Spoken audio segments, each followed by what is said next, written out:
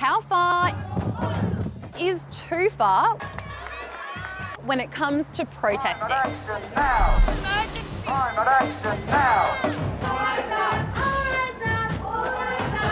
Doing this for the children in the climate emergency. Adelaide has seen its fair share of protests recently, including this one.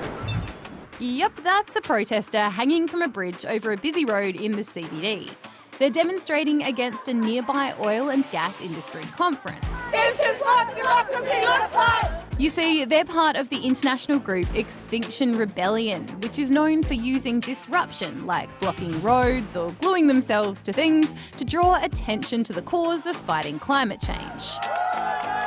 But not long after all that happened, this happened. Chair, call the attorney as a teller for the ayes and...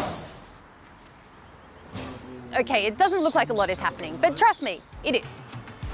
This is South Australian Parliament after 14 hours of debate, deciding to amend a law to give harsher penalties to anyone who intentionally obstructs a public place. The fine for that went from $750 up to $50,000 or 3 months jail time. What we are doing is making sure that people who hang themselves upside down off of bridges or completely shut down our city with no reference to due process or the rights of others can be held to account. But a whole lot of different groups, organisations, unions, even some politicians weren't that happy with the change to the law. So they all came together as protesters protesting for protests.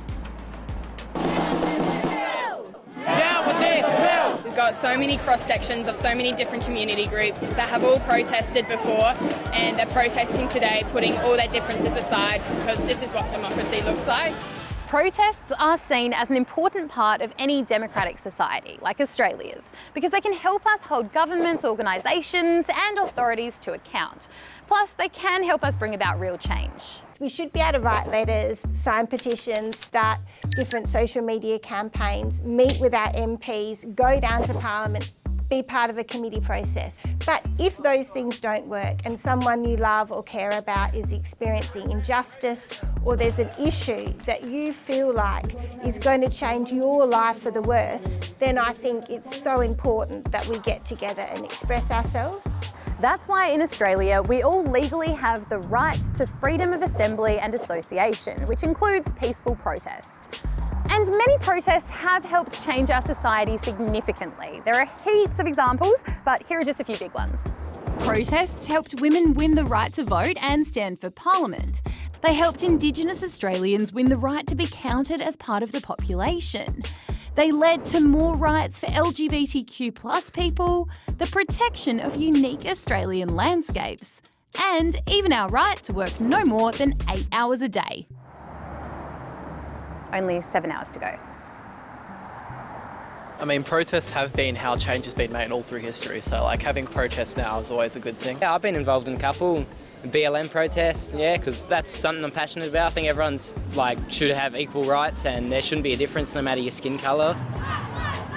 I've been a part of the climate change protests 2 years ago and also the women's rights one. This is what democracy looks like! I do believe protesting is important because sometimes a topic can be slid under a rug, and unless it's loud, unless people put it out there, some people don't actually hear or understand the severity of it.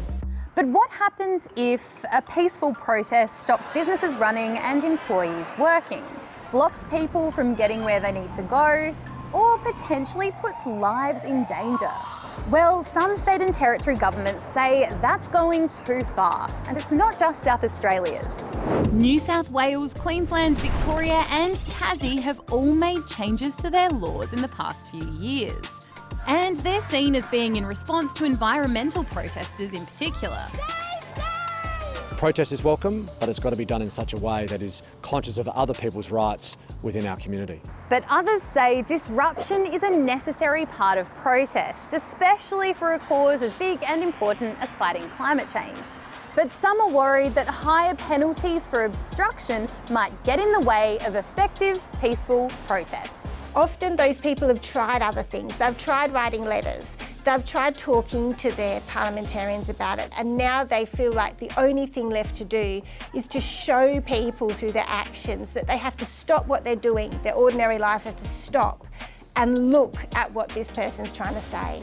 And that's what happened with suffragettes, that's what happened with Vietnam War, that's what happened with workers' rights in the past, and that's what we're seeing happen in climate. So, what do you think?